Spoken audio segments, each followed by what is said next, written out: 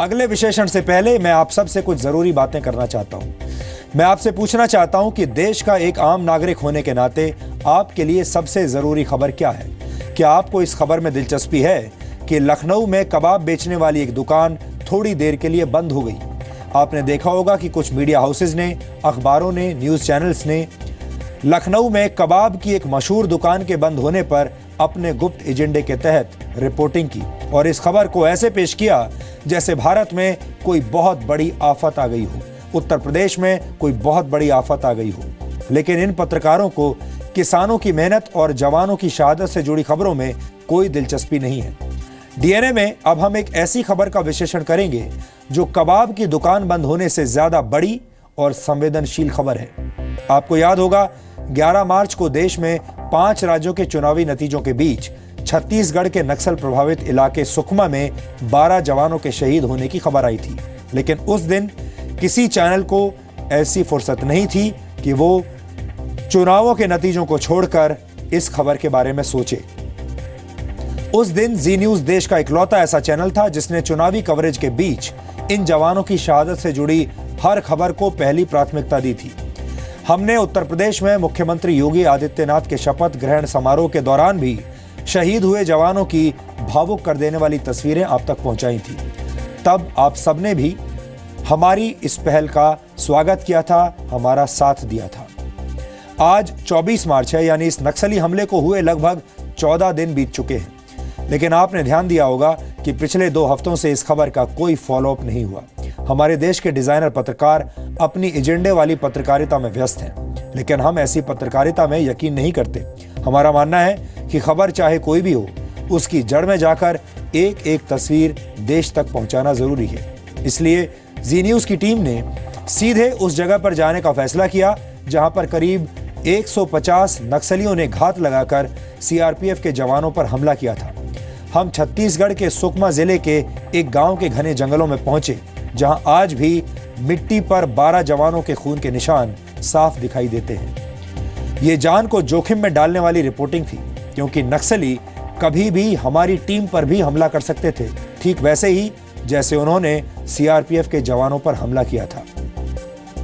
छत्तीसगढ़ का सुकमा जिला देश का ऐसा हिस्सा है जिसे नक्सलियों का गढ़ माना जाता है। सुकमा में 3500 वर्ग किलोमीटर का इलाका पूरी तरह जंगलों से घिरा हुआ है, यानी इस जिले के 75% से ज्यादा इलाकों में घने जंगल हैं। सुकमा का भेजी गांव नक्सली हमलों के लिए कुख्यात है। इस इलाके में मौजूद नक्सली कितने खतरनाक हैं, इसका अंदाजा आप इसी बात से लगा सकते हैं कि वो हॉलीवुड की फिल्म रैम्बो की तर्ज पर घात लगाकर निशाना लगाते हैं। 11 मार्च 2017 को जब नक्सलियों ने सीआरपीएफ के जवानों पर घात लगाकर हमला किया तो उसमें उन्होंने धनुष और बाण का इस्तेमाल किया था, जिसकी तस्वीरें हम आपको आगे दिखाएंगे। इसके अलावा नक्सली रॉकेट लॉन्चर्स का इस्तेमाल भी करते हैं। वो स्टील के बने टिफिन बॉक्स में आईईडी यानी इम्प्रोवाइज्ड एक्सप्लोसिव डिवाइस लगाकर धमाका करते हैं।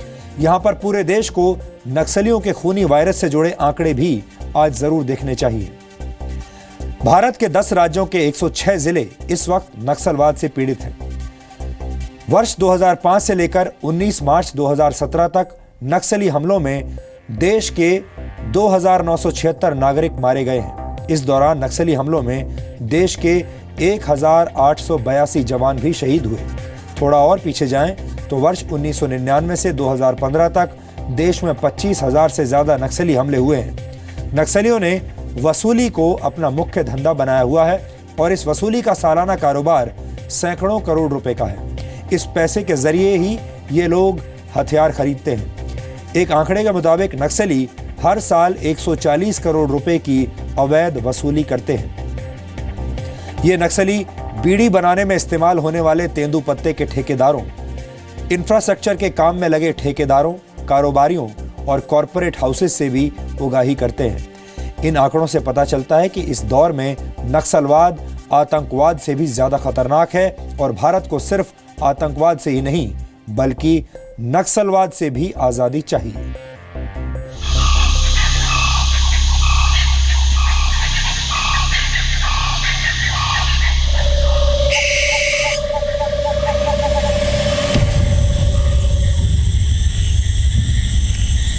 जंगलों में नक्सली एक बार फिर से सक्रिय हो गए हैं।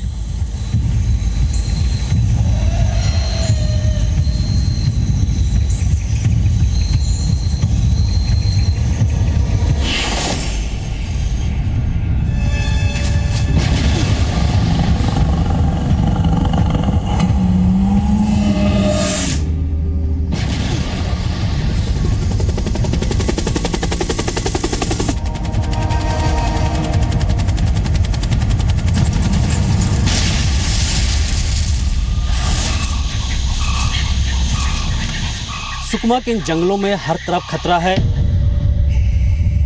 नक्सलियों के गढ़ से जान हथेली पर रखकर रिपोर्टिंग।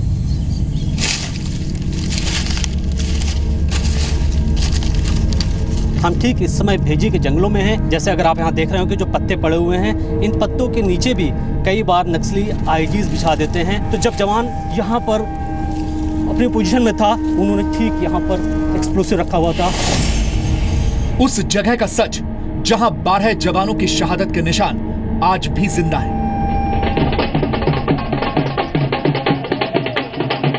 11 मार्च 2017 वो तारीख जिस दिन पूरे देश में 5 राज्यों के विधानसभा चुनाव के नतीजों की चर्चा थी। लेकिन ठीक उसी दिन छत्तीसगढ़ के सुकमा जिले में हुए नक्सली हमले में शहीद हुए सीआरपीएफ के 12 जवानों की बात करने का वक्त किसी के पास नहीं था। हालांकि जी न्यूज ने चुनावी कवरेज के बीच नक्सली हमलों में शहीद हुए जवानों की खबर को प्राथमिकता दी और हर अपडेट आपको सबसे पहले दिया।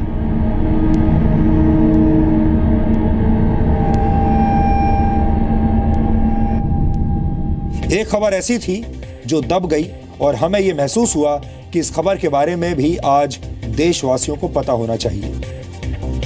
हम बड़े ही शौक के साथ आज आपको ये खबर बता रहे हैं कि छत्तीसगढ़ के नक्सल प्रभावित इलाके सुकमा में सीआरपीएफ के 12 जवान शहीद हो गए हैं। लेकिन जी न्यूज उस मीडिया का हिस्सा नहीं है जो खबर दिखाकर खामोश रह जाए। हम खबर दिखाते भी हैं और उसकी जड़ तक पहुंचने के लिए ग्राउंड रिपोर्टिंग भी करते हैं। इसलिए जी न्यूज की टीम ने अपनी जान की परवाह किए बगैर सुकमा के उन जंगलों में जाकर रिपोर्टिंग करने का फैसला किया जहां की मिट्टी में सीआरपीएफ के 12 जवानों के खून के निशान आज भी मौजूद हैं। जंगलों में नक्सली एक बार फिर से सक्रिय हो गए हैं। नक्सलियों के एक ऐसे ही हमले में 12 सीआरपीएफ के जवान कुछ दिनों पहले शहीद हो गए। हम इस वक्त जगदलपुर में हैं और इस चॉपर की मदद से सुकमा और दंतेवाड़ा इलाकों में जा रहे हैं, जहां पर तैनात सीआरपीएफ के जवान 24 घंटे और पूरे साल नक्सलियों के खिलाफ ऑपरेशन कर रहे हैं।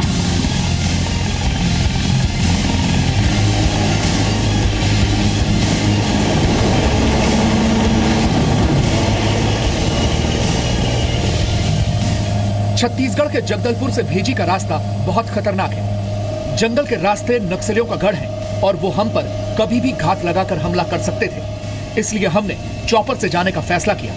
हालांकि कई बार नक्सलियों ने हेलीकॉप्टर पर भी फायरिंग करके उसे गिराने की कोशिश की है, लेकिन इस बार हमारी किस्मत हमारे साथ थी।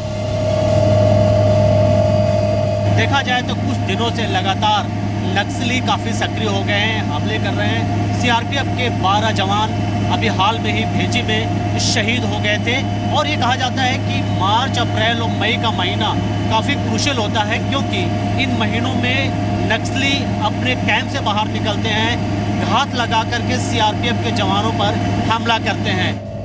हमारे साथ कई सीनियर अधिकारी भी थे जिन्हें भेजे में हुए नक्सली हमले की जांच की जिम्मेदारी दी गई थी। कुछ देर का सफर तय करके हम भेजी कैंप आ पहुंचे।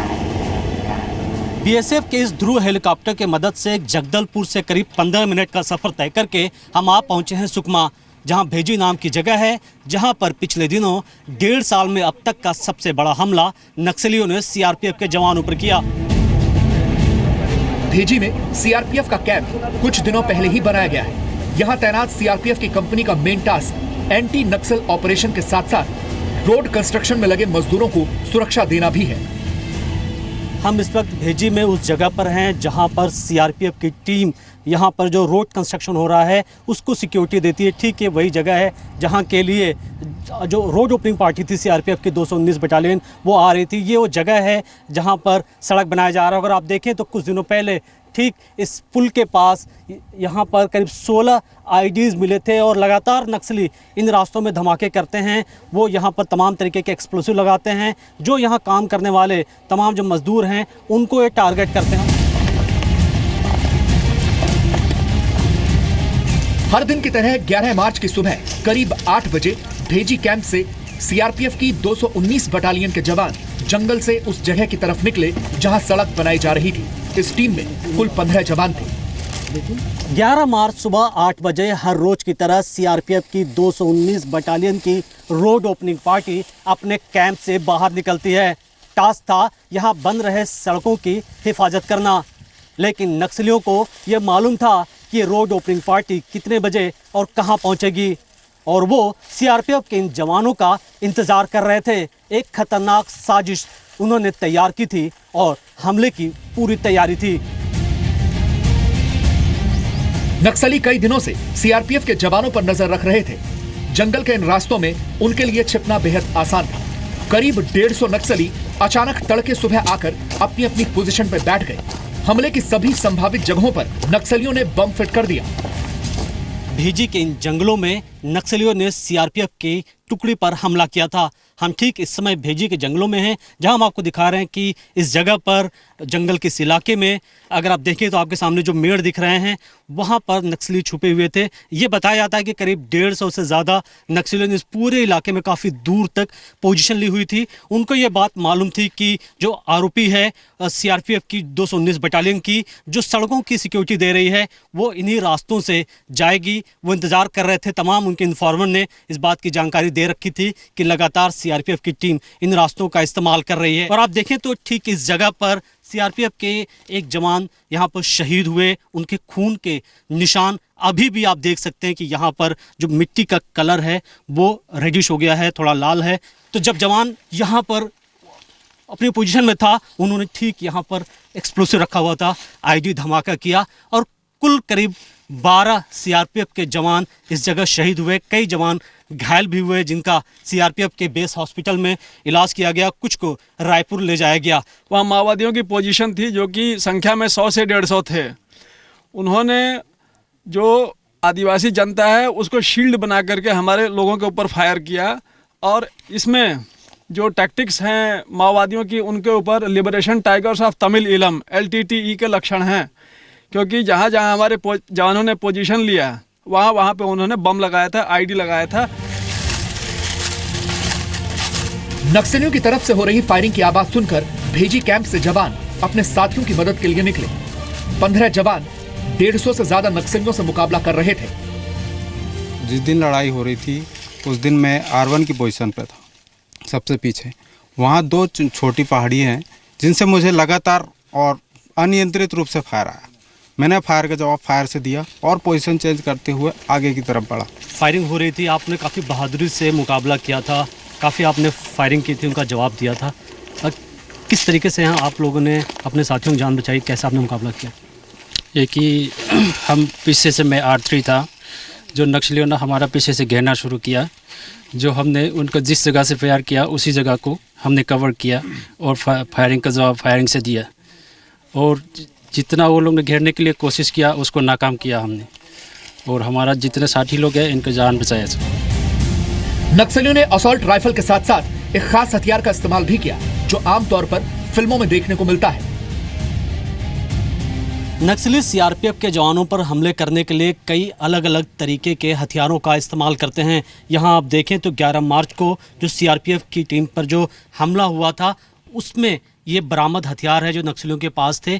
और अगर आप देखें तो एक ख़ास तरीके का ये जो तीर है जिसमें आगे की तरफ एक्सप्लोसिव लगाया हुआ है और सबसे आगे प्रेशर टेक्निक है, यानी जैसे ये बॉडी पर ये तीर लगता है ये पिन अंदर की तरफ जाता है और उसके बाद यहाँ पे जो एक्सप्लोसिव है वो एक्सप्लोड कर जाता है और इससे कई बार जो जवान हैं उनकी जान चली जाती है। इसके आगे में ये पॉइंट है ना, जब भी किसी ये सख्त चीज़ से टकराता है, कभी किसी चीज़ से सख्त चीज़ से टकराता है या बॉडी में टकराएगा इस तरह, फिर ये अंदर की ओर जाता है। अंदर में इनके पास एक प्रोपलिन चार्जेज होते हैं, उसमें टकराता है, उसको .22 कैप भी कहते हैं हम अपनी फौजी लैंग्वेज में, उसमें टकराता है ना, वहाँ चिंगारी पैदा होती है और अंदर में बारूद जो रखा होता है उसमें आग लग जाता है। लेकिन जब तक मदद आती, नक्सली हमला करके फरार हो चुके थे। वो अपने साथ शहीद जवानों के हथियार भी लूट कर ले गए और चारों तरफ आईईडी लगा दी ताकि तेज धमाके में नुकसान और भी ज्यादा हो। सुकमा के इन जंगलों में हर तरफ खतरा है और सामान्य सा दिखने वाला रास्ता आपकी जान ले सकता है।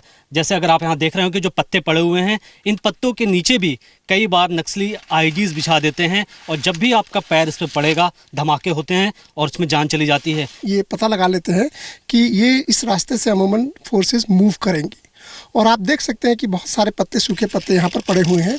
इनके नीचे में वो आईडी लगा करके और मैकेनिज्म लगा देते हैं जो कि प्रेशर से संबंधित होते हैं और विक्टिम ऑपरेटेड होते हैं। जब ट्रुप्स मूव करती है और उनमें से दुर्भाग्यवश अगर किसी भी जवान का पैर उस आईडी के मैकेनिज्म पे अगर पड़ जाता है तो वो ब्लास्ट हो जाता है और इतने सारे पत्ते के बीच में हर जगह उन मैकेनिज्म को ढूंढ पाना तकरीबन नामुमकिन सा हो जाता है। इस हमले में 12 जवान शहीद हो गए। अपने साथियों को खोने वाले भेजी कैंप के ये जवान आज दुखी और मायूस हैं। लेकिन इन जवानों को ये मालूम है कि देश ने उन्हें नक्सलियों को खत्म करने की जिम्मेदारी दी है और कोई भी हमला उनके इरादों को तोड़ नहीं सकता। कैमरामैन शिवशंकर के साथ मनीष शुक्ला, जी मीडिया, भेजी, छत्तीसगढ़। करीब 2 हफ्ते बीत चुके हैं लेकिन किसी को इन 12 शहीदों का ख्याल नहीं आया और ये बहुत दुख और चिंता का विषय है कि भारत में अब किसी को भी नक्सली हमले से होने वाली इन मौतों की परवाह नहीं है। हमारे देश के मीडिया को भी अब इन मौतों से कोई पीड़ा नहीं होती, कोई दर्द नहीं होती। ये सब इसलिए होता है क्योंकि हम ऐसी खबरों के प्रति संवेदनहीन हो चुके हैं या कहें कि सहनशील हो चुके हैं। गौर से देखा जाए तो नक्सली हमलों को लेकर हमारी सहनशीलता अब अपनी सारी हदें पार कर चुकी है और हमारे देश का सिस्टम और आम लोग ऐसी खबरों के आदी हो चुके हैं। ये सोच हमें बदलनी होगी और हमें लगता है कि देश में नक्सली हिंसा के प्रति असहनशील होने का वक्त अब आ गया है।